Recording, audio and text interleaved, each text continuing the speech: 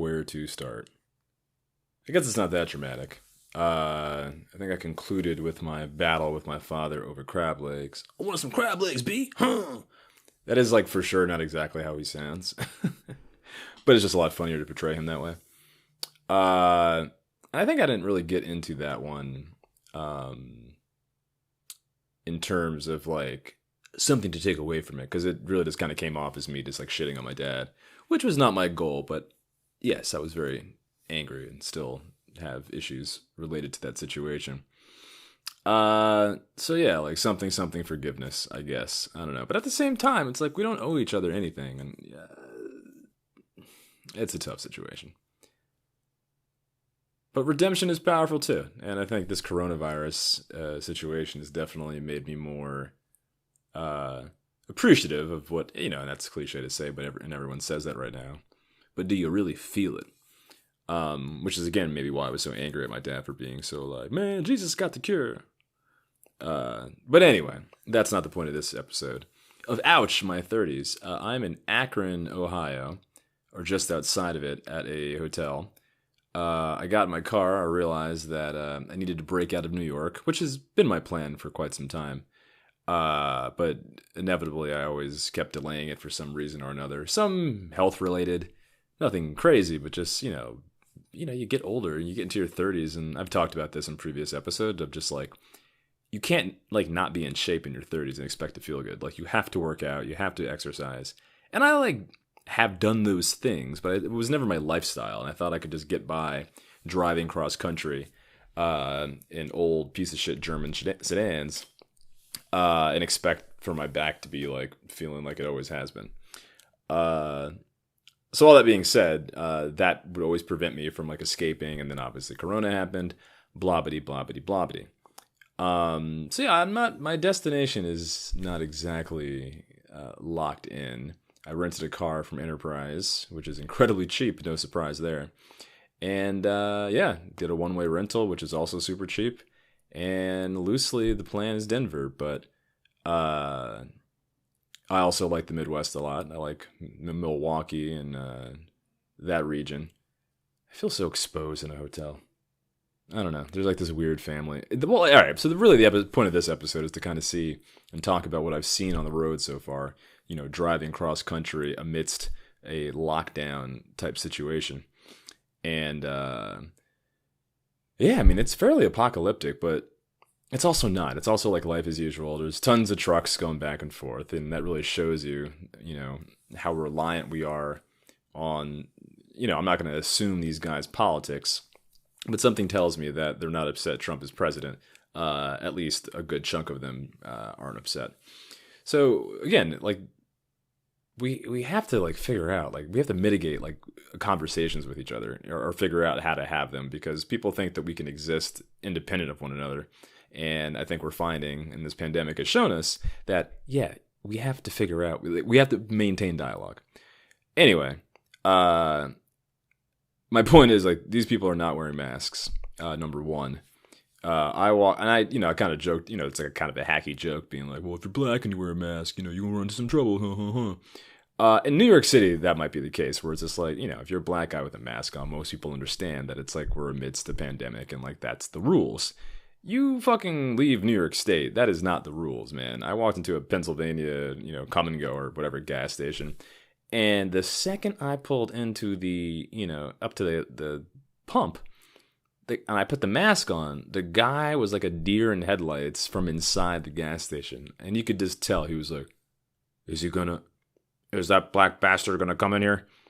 And I literally sat in my car being like, how do I want to play this?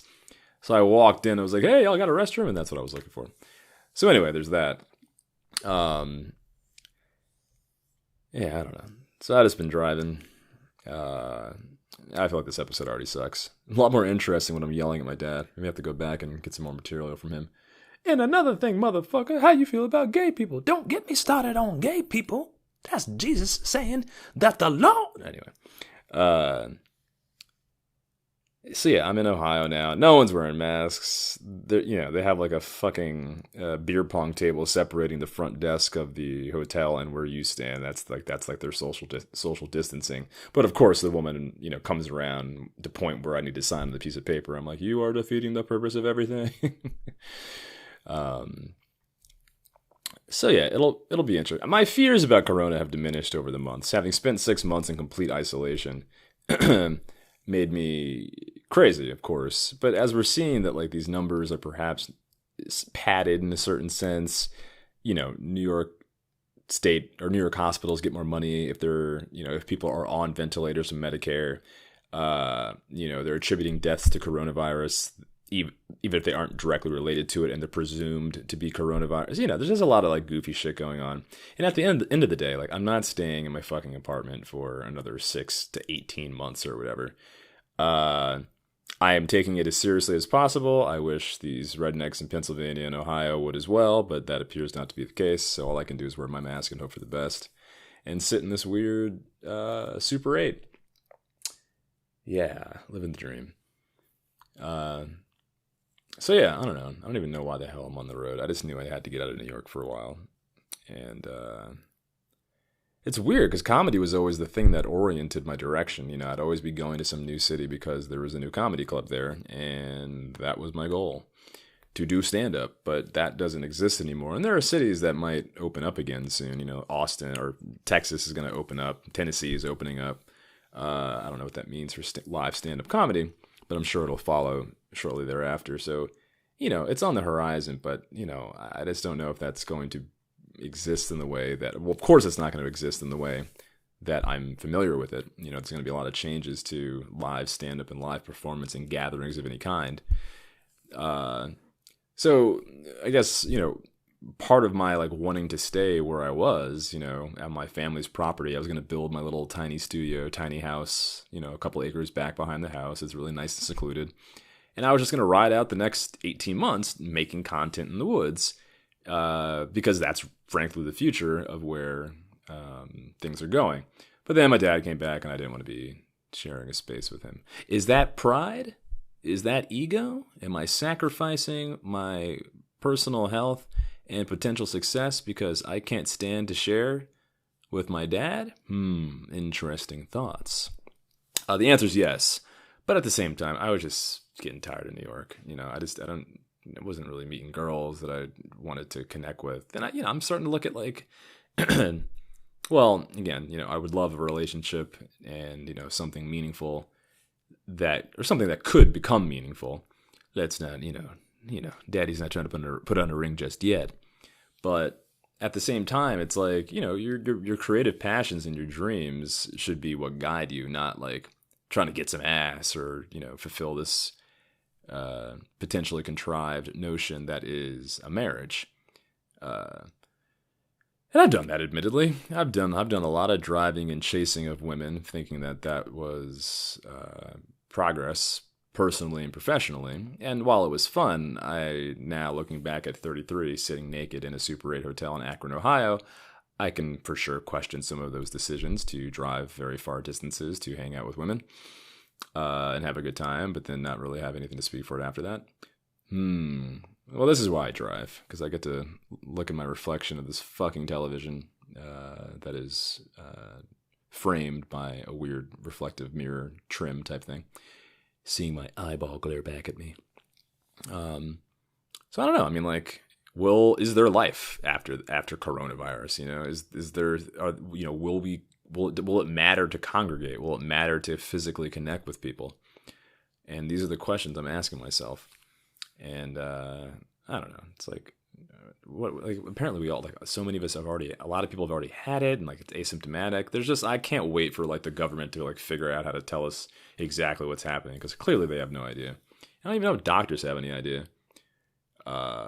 They don't. So it's just a weird time to be trying to figure your shit out. And I was really hoping to have that done by 33. Not like, completely, but you'd hope that maybe this would be a lot nicer with a girl laying in bed naked watching me. But would I be honest if I had a girlfriend here with me right now as she laid in bed naked and I reflected on my colossal failures as an individual? It's another thing my dad said when we were arguing. He's like, you got too much rage in your heart. I was like, yeah, well, it's gotten me this far. He's like, well, let's be real.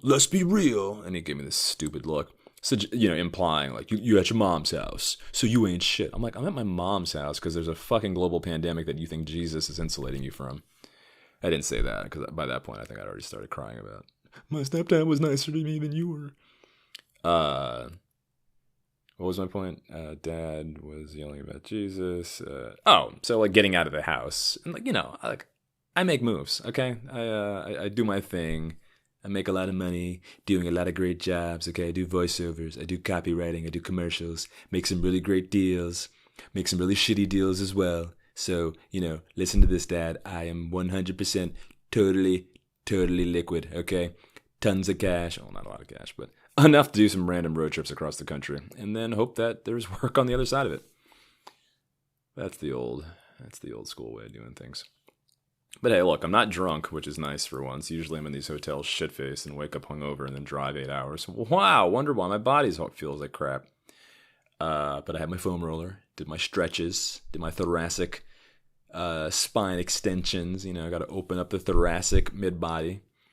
But yeah, and I want to go to yoga classes. And again, these things, who knows where these things are going to, when and where these things are going to exist again.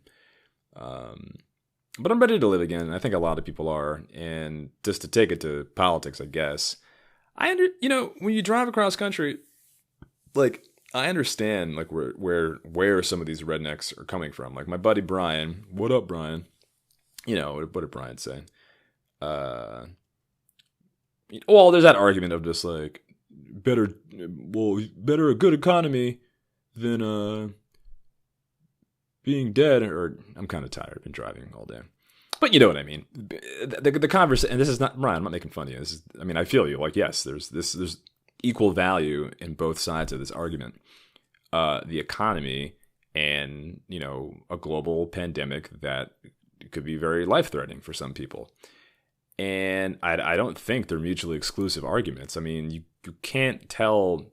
There's a certain class of people who can sit home right now and be like, well, just tell us when to come outside and we'll, have our Grubhub and our, deliveries from the farmer's market come to our house and we'll just stay inside with our telecommute jobs.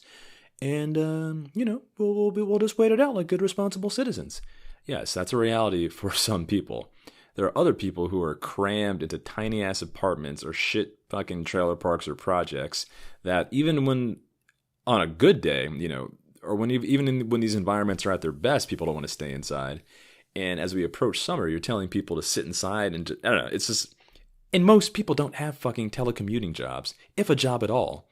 So you're really robbing people of their utility when you talk about you got to lock down more. We got to continue to lock down and not do anything. And that's simply not a reality for a lot of people. And I think we know that, which is why I don't understand why there's not. Look, marching on the Capitol building in Madison with fucking assault rifles and, don't tread on me flags is a little goofy. But I don't think perhaps the people that are staying home who agree with them are wrong. I think there are people so anyway. And I don't think it's a solution to say everyone stay inside. Look, we did it for a month and a half. The deaths have gone down. I don't really want to talk about coronavirus because whatever. Either you're going to get got or you're not. You can't hide from other humans. That's absurd. Maybe 100 years ago, this could have been a flu. Well, then the Spanish flu. Who fucking knows? This world's terrible. So I guess what I'm trying to figure out is where to next. I don't want to go too far.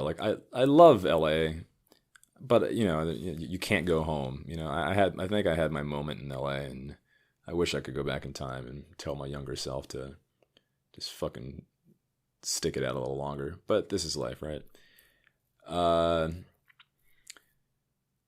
Denver's nice. I don't know about that altitude though.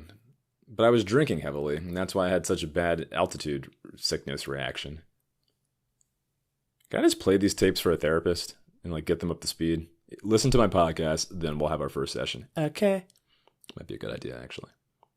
Revolutionize the game. I like the Midwest because I really like the people. They're like kind of cold and stern, but also like accommodating, which is kind of like me, I guess. Um, there's that region, Austin. But again, I don't like. I just want to be around my friends and people I know. I wish New York was still that, but it's just unlivable and just an inhospitable environment. So like it just you stay home long enough and you just start to hate the trimmings in your home, which is New York. Uh, yeah, I don't know. Well, anyway, I hope you guys are doing well. I'm actually not doing terribly. All things considered, got a little bit of some Trump bucks. Got some small business loan assistance coming in.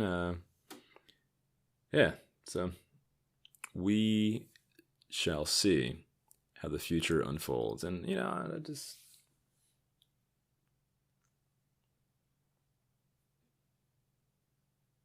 want to do stand-up. Just want to tell these jokes. Oh, well, this isn't a joke, but I was trying to find a McDonald's because I forgot, like, it's a global pandemic and nothing's open. And I put in McDonald's. I do not eat McDonald's on any regular. I only eat McDonald's when I have to and I'm driving across country. I put a McDonald's into the Google Maps, find nearest McDonald's. It brought me to someone's house. I was on this dark fucking farm road. I was like, is this the first McDonald's or? Because I'm not sure this is where I need to be. Uh, hmm. Yeah. All right, guys. Well, I hope you're doing well. Anything else I want to share with you? If you're listening to this, feel free to direct message me at EverTheOutsider on Instagram. And just tell me what you think, or if you have any questions, or you have things you think I should talk about. Because I do a lot of random shit. Do a lot of random shit. And I'd love to involve you guys with that. I was walking on the street the other day, and I love redneck desperation. I love redneck problems.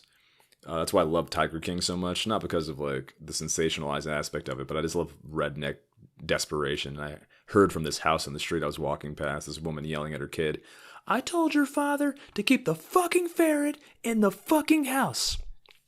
I think I slurred that. "I told your father to keep the fucking ferret in the house."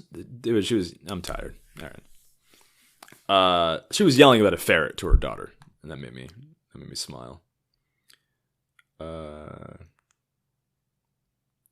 Getting into a verbal argument with my father made me quickly realize I'm not also 6'2". I'm just reading from a notepad now.